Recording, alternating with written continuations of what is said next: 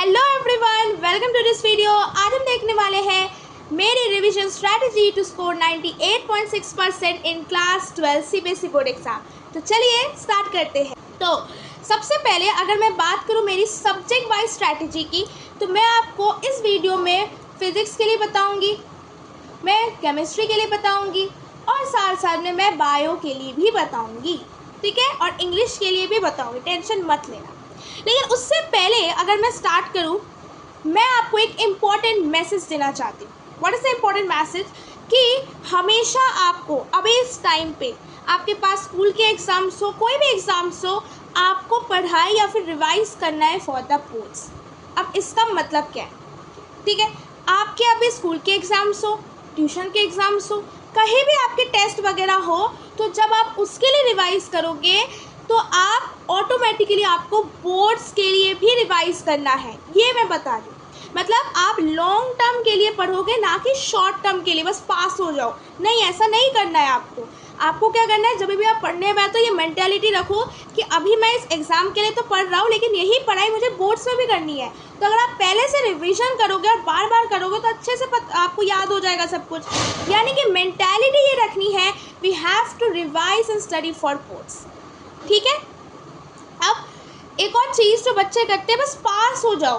मुझे ऐसा लगता है कि पास हो जाने वाली मेंटालिटी को जो है जो आपका बोल सकते हो मेंटालिटी को लक फेवर नहीं करती। पास हो जाओ, बस 33% लेके आओ, दैट डजंट मीन कि आप पढ़ाई करने बैठ रहे हो। मतलब पढ़ने बैठ रहे हो किसके लिए? अपने ज्ञान के लिए। आप ज्ञान के साथ साथ में एग्ज़ाम में अच्छे मार्क्स करने के लिए। तो आपको सर्टेन टारगेट रखना है। आप टारगेट कैसे रख सकते हो? 95 प्लस रख सकते हो, 90 प्लस, इवन 85 प्लस भी रख सकते हो, वो भी अच्छा टारगेट है। मतलब आपको टारगेट सेट करके सब चीज़ें पढ़नी होती है, ना कि सिर्फ पास हो जाओ, ये वाली मेंटालिटी रख के। तो प्लीज़ अगर किसी के मतलब दिमाग में है कि बस पास हो जाओ, ये वीडियो देख रहा हूँ, नहीं, आपको एक सर्टेन टारगेट रखना है।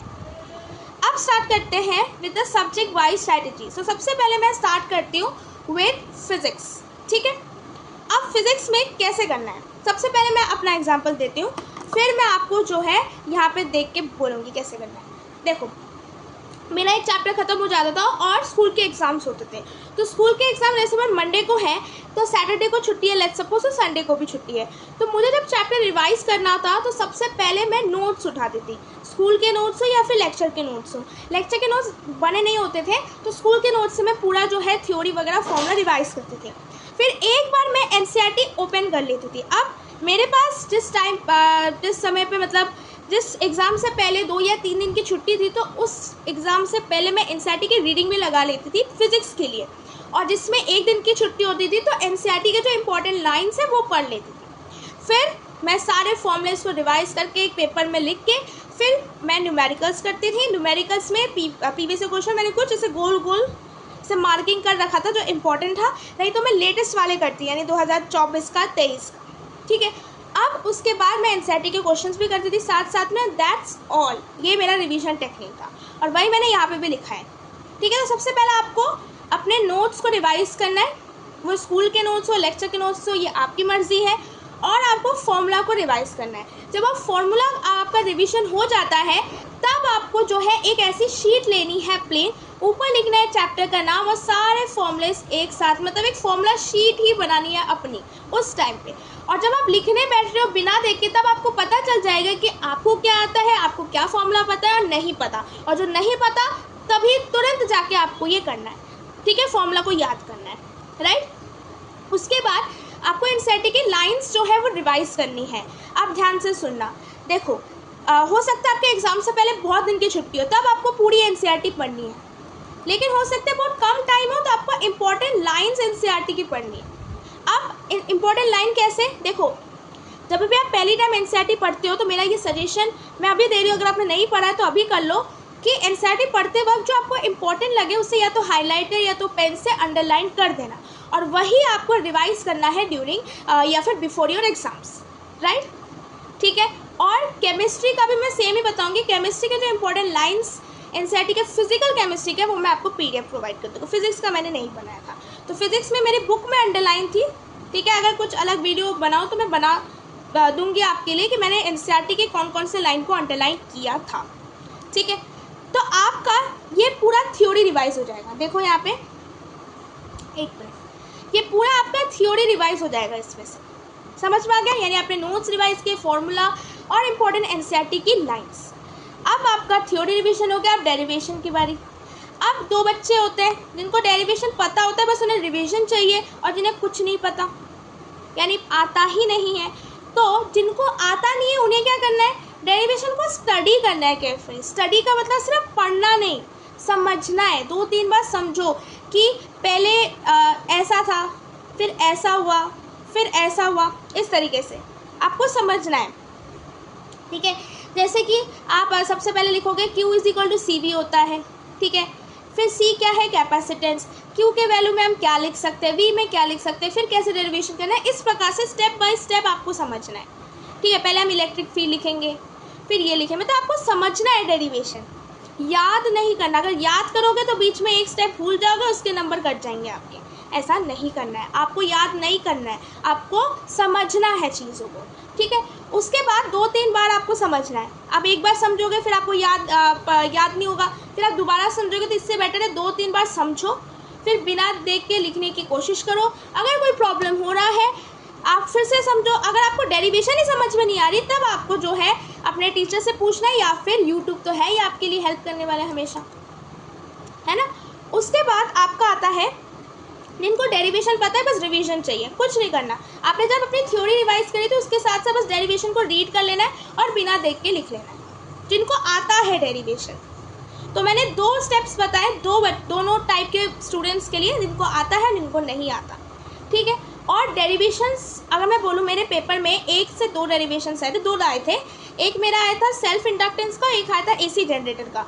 न्यूमेरिकल ज़्यादा आए थे। अब आते हैं न्यूमेरिकल्स को रिविजन कैसे करें। देखो, अगर आपको न्यूमेरिकल्स जो है वो आपको रिवाइज करना है, तो आपको सबसे पहले एनसीईआरटी के सारे क्वेश्चन को सॉल्व कर देना है। अगर आपने पहले वो कर रखा है तो इजी वाले छोड़ देना, हार्ड वाले करना फॉर द रिविजन। एग्जाम्पल्स हो, एक्सरसाइज हो, आपको सब कुछ करना है। क्वेश्चन बैंक से करना है। इम्पोर्टेंट टिप, ये इम्पोर्टेंट टिप है कि ध्यान से सुनना, अगर आप कोई भी क्वेश्चन 2 से 3 बार अटेम्प्ट नहीं कर पाते हो तो आपको यूट्यूब से देख लेना है, फालतू का टाइम वेस्ट मत करना। 2 से 3 बार अटेम्प्ट किया नहीं हुआ, यूट्यूब देखो, बार बार वीडियो को देखो, लूप में लगाओ, जब तक आपको समझ में ना आए उस क्वेश्चन को। ठीक है, तो सबसे पहले यही है कि आपको एनसीईआरटी के सारे क्वेश्चन बैंक के क्वेश्चन सब कुछ करने हैं। उसके बाद आते हैं प्रीवियस ईयर के क्वेश्चन।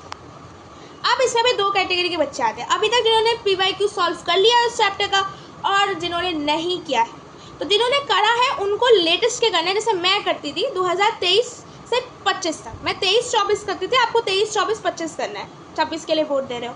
ठीक है, 25 का आपको मैं लिंक शेयर कर दूंगी, CBSE की लिंक है, उसमें जिप फाइल होता है। अगर आपके पास लैपटॉप है तो जिप फाइल खोल के उसे कन्वर्ट कर लेना, गूगल पे आता है zip file to PDF converter, वो फ़ोन पे भी आप निकाल सकते हो। ठीक है, और उसके बाद आपको सारे जो है प्रीवियस ईयर क्वेश्चंस करने हैं। 23-24 का आपको फाइंड करना है। अगर आपके पास बुक है, बुक से करो, और मैं वैसे तो PDF प्रोवाइड कर रही हूँ आपके लिए। ठीक है, अब दूसरे टाइप के बच्चे आते हैं जिन्होंने सॉल्व ही नहीं किया अभी तक। ठीक है, तो उनके लिए क्या करना है, अभी उस टाइम पे रिविजन के टाइम में, मतलब एग्जाम से पहले आपको 2017 से 22 ये ईजी टाइप के क्वेश्चन आते थे इस टाइम पे, ईजी टू मॉडरेट। तो ये क्वेश्चन रिवीजन के तौर पे करना है। अभी आप हार्ड क्वेश्चन लोगे, सॉल्व नहीं होगा, टेंशन में हो जाओगे, डिमोटिवेट हो जाओगे।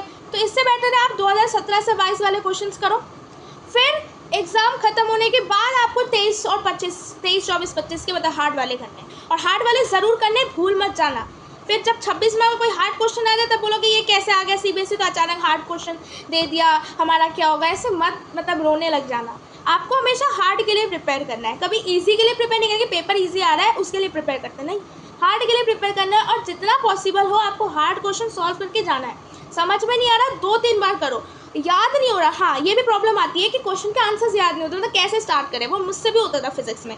तो आपको क्या करना है, रेगुलरली 1 हफ्ते में 2 हफ्ते में आपको मतलब रेगुलरली पूरे साल भर उस जितने भी सेट ऑफ क्वेश्चन जो आपको याद नहीं हो रहा है उसे सॉल्व करके जाना है। यही एकमात्र मेथड हो सकता है याद करने का। ठीक है, अब ध्यान से सुनना, अगर आप जैसे अभी तो आपके प्री बोर्ड्स या फिर बोर्ड्स तो नहीं आएंगे, है ना। तो जब आपके प्री बोर्ड्स और बोर्ड्स में आएंगे तब आप सैम्पल पेपर भी लगा सकते हो फॉर बेटर रिविजन और फॉर बेटर रिविजन।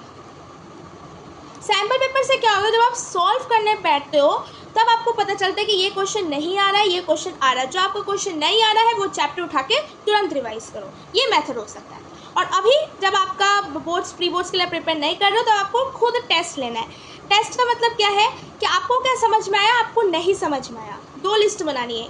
एक शीट लेके 2 लिस्ट बनानी है, जो आपको आता है, जो आपको नहीं आता। नहीं आते वाले को पहले करना है, ठीक है। ये आपका हो सकता है। जो नहीं आता है वो आप यूट्यूब से सॉल्व कर लो। तो ये टोटल फिजिक्स का पूरा रिवीजन आपको कैसे करना है ये मैंने आपको बता दिया, और इसी प्रकार से मैंने भी रिवीजन किया था, right. If you are thinking about buying a book, a reference book which would include all the previous year question including 2025 question papers with their answer, साथ में उसके साथ कॉम्पिटेंसी बेस्ड क्वेश्चंस भी हो, शॉर्ट नोट्स भी हो, और बहुत सारे आपके टेस्ट पेपर्स हो हर एक चैप्टर के विद 2 प्रैक्टिस पेपर, तो आपको ये सब कुछ मिलने वाला है ओसवाल के क्वेश्चन बैंक बुक में। ओसवाल के क्वेश्चन बैंक बुक में 2026 के अकॉर्डिंग पैटर्न वाइज हर एक क्वेश्चन का आंसर फ्रेम किया गया है। और अगर आपके पास शॉर्ट नोट्स की भी कमी हो रही है ना, तो इस बुक में भी आपको मिल जाएंगे शॉर्ट नोट्स, साथ में अलग सेक्शन मिल जाएगा आपको कॉम्पिटेंसी फोकस्ड क्वेश्चंस या फिर कॉम्पिटेंसी बेस्ड क्वेश्चंस में, जिनमें आप देख सकते हो जो आपके टफ क्वेश्चंस आपको लगते हैं, केस स्टडी बेस्ड क्वेश्चन लगते हैं, उसको भी अच्छे से सॉल्व करके दिया है। साथ में प्रीवियस ईयर में जितने भी क्वेश्चंस आए, शॉर्ट हो लॉन्ग हो, 2016 से लेके 2025 तक सब कुछ आपको प्रोवाइडेड है। So use the code Shreya SD10 and get additional 10% discount on your purchase. Link is given in the description box. Go and check out. उसके बाद आते हैं बायो में। बायो में छोटा सा लिखा है, छोटा सा है ही। बायो में क्या करना है, सबसे पहले आपको NCERT लाइन में लाइन पढ़नी है, ठीक है। अगर आप पहली बार पढ़ रहे हो पेपर से पहले, तो मैं सजेस्ट करूँगी कि अगर आपको पूरी लाइन समझ में नहीं आ रही तो आप इस दौरान जो पहली बार पढ़ रहा है पेपर से पहले, उसे NCERT लाइन बाय लाइन की कोई वीडियो देख लेना, समझ लेना। और जो पहली बार नहीं पढ़ रहा है वो रिवीजन करने के लिए NCERT पूरी आपको रिवाइज करनी है, रीड लगानी है। फिर नोट्स पढ़ने हैं, ये आपके ऊपर है। मैं नोट्स नहीं पढ़ती, ठीक है। मैं बस NCERT से मेरा काम चल जाता रिवीजन, मैं नोट्स नहीं पढ़ती थी। अगर आपको नोट्स पढ़ने की ज़रूरत है आप ज़रूर पढ़ना, ऐसा नहीं कि मैंने नहीं पढ़ा आप नहीं पढ़ोगे, नहीं। अगर आपको NCERT से थोड़ी कमी लग रही है आप नोट्स पढ़ो। अब नोट्स भी आप स्कूल के पढ़ सकते हो, लेक्चर के पढ़ सकते हो, शॉर्ट नोट्स पढ़ सकते हो जो आपने बनाए रखी है, ठीक है। उसके बाद आपको NCERT के क्वेश्चंस करने हैं। अब NCERT के क्वेश्चन ज़्यादा नहीं होते हैं, अगर आपने पहले कर रखा है या फिर बहुत इजी लग रहा है आपको NCERT के क्वेश्चन, तो छोड़ देना। सिंपल PYQ करना, और PYQ कौन से, केस स्टडी बेस्ड वाले करना जो थोड़े हार्ड टाइप के होते हैं, और MCQ वाले करना, और कॉम्पिटेंसी बेस्ड क्वेश्चन वाले करना, यानी डायरेक्ट क्वेश्चन जिसमें नहीं होता, यानी कोई लाइन दे रखी है, कमेंट ऐसे करके दिया होता है, कमेंट करो, ठीक है। इस प्रकार से आपको करना है बायो का। बस मैं बताऊँ, जैसे मेरा मंडे को पेपर था, तो उससे पहले मैं बस सारे चैप्टर के NCERT पढ़ती थी, और इंपॉर्टेंट क्वेश्चन जो PYQ के जो मैंने से गोल गोल करके रखे थे वही ये वाले ही थे, case study based, important MCQ और कॉम्पिटेंसी बेस्ड क्वेश्चंस। क्योंकि आप जब PYQ करते हो ना तो आपको पता चल जाता है कौन सा इंपॉर्टेंट है, कौन सा इंपॉर्टेंट नहीं है, ठीक है। और मैं बता देती हूँ, आपको ज़्यादा ध्यान आपके competency based question indirect question में देना है, rather than giving your attention on easy questions, ठीक है। अब लास्ट में आते हैं केमिस्ट्री में। केमिस्ट्री में अगर मैं फिजिकल केमिस्ट्री की बात करूँ, फिजिकल केमिस्ट्री में आपको NCERT की इंपॉर्टेंट लाइन थ्योरी पढ़नी है। उसके बाद आपको फॉर्मूला रिवाइज करना, और सेम टू सेम जैसे मैंने फिजिक्स में बोला कि फॉर्मूला शीट खुद से बनानी है, वो आपको करना है। तो थ्योरी रिवीजन हो गया। फिर न्यूमेरिकल्स की बात करते हैं। अब ध्यान से सुनना, all NCERT question are important, पता ही है NCERT से बाहर कुछ नहीं आता। और NCERT में 2 टाइप के क्वेश्चन आते हैं, ईजी वाले आते हैं, हार्ड वाले आते हैं। अगर आपने पहले एक बार NCERT के क्वेश्चन सारे लगा रखे हैं तो हार्ड वाले करना, और अगर नहीं लगा रखे तो इजी वाले करना, लेकिन हार्ड वाला मत भूलना, आपको वो सॉल्व करना है। और कोई भी क्वेश्चन आप नहीं कर पा रहे हो तो यूट्यूब है ना आपके लिए, उससे तो लगाओ, ठीक है। उसके बाद आते हैं प्रीवियस ईयर क्वेश्चन, जैसे मैंने फिजिक्स में बोला वैसा आपको केमिस्ट्री में भी करना है। अब मैं आती हूँ इनऑर्गेनिक केमिस्ट्री में। अब इनऑर्गेनिक केमिस्ट्री में ध्यान से सुनना, 2 टाइप के बच्चे होंगे, जिन्होंने इनऑर्गेनिक केमिस्ट्री की थ्योरी नहीं पढ़ रखी होगी, और जिन्होंने पढ़ रखी है NCERT से, एकदम समझ में आ गया हर लाइन। तो जिसको समझ में आ गया सिर्फ उसे NCERT फिर से दोबारा पढ़नी है, NCERT के क्वेश्चन करने हैं, बस खत्म, नोट्स पढ़ने की ज़रूरत नहीं है। और जिन्हें NCERT की लाइन समझ में नहीं आई, ठीक है, उन्होंने ट्राई किया था लेकिन नहीं आई, तो आप क्या कर सकते हो, नोट्स पढ़ो जो डिटेल्ड है, क्योंकि इनऑर्गेनिक केमिस्ट्री में बहुत सारे ऐसे ट्रेंड, बहुत सारे ऐसे एक्सेप्शंस आते हैं जो आपसे मिस हो जा सकते हैं नोट्स में। तो डिटेल नोट्स पढ़ना है, फिर आपको एनसीईआरटी के क्वेश्चंस लगाने हैं बस। इसमें previous year question basically NCERT के आपके क्वेश्चन से आते हैं, तो टेंशन लेने की ज़रूरत नहीं है। अब थर्ड बताती हूँ ऑर्गेनिक केमिस्ट्री की। थर्ड मैं आपको बताऊंगी ऑर्गेनिक केमिस्ट्री की, मैं लिखना भूल गया, मैं बता देती हूँ।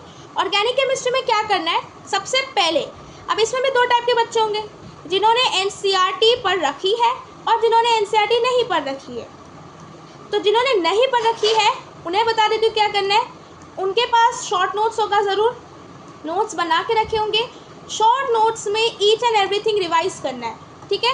शॉर्ट नोट्स में आपको हर एक चीज़ रिवाइज करना है, वो थ्योरी हो, वो आपके रिएक्शंस हो, सब कुछ आपको रिवाइज करना है। बस रिएक्शन रिवाइज करके मत जाना, रिएक्शन में भी रिएजेंट ज़रूर पढ़ के जाना, बहुत इंपॉर्टेंट है, ठीक है। बस शॉर्ट नोट से हो जाना चाहिए सब कुछ। और फिर आपको क्या करना है, एनसीईआरटी के क्वेश्चंस लगाने, ठीक है। एनसीईआरटी क्वेश्चन सारे लगा दोगे। अगर आपने पहले लगा रखा है कभी, तो आप प्रीवियस ईयर क्वेश्चन करना, कौन से लेटेस्ट ईयर के, जैसे मैंने फिजिक्स में बोला। और जिन्होंने एनसीईआरटी पढ़ रखी है, सब कुछ पता है, तो डायरेक्टली आप एनसीईआरटी रीड करो। और जब आपके पास कोई भी रिएक्शन आए, जैसे आपकी बुक है, आप पढ़ रहे हो, यहाँ पे मेरे पास रिएक्शन आया, कौन सा रिएक्शन लिखूँ, कौन सा लिखूँ बताओ। अभी तक आपने कौन सा चैप्टर कर रखा है, ऑर्गेनिक से स्टार्ट भी नहीं किया। अच्छा ठीक है, मैं सिंपल वाला लिख देती हूँ आपको। Reaction ROH plus SOCl2 RCl plus SO2 plus HCl, ये आपका रिएक्शन आपने देखा। तो इसे पढ़ो, फिर अपनी एक कॉपी में साथ में रखो और इसी को फिर से दोबारा 2-3 टाइम्स बिना देख के लिखो। एक बार देख के लिखो, 2-3 टाइम बिना देख के, इस तरीके से रिवाइज करना है।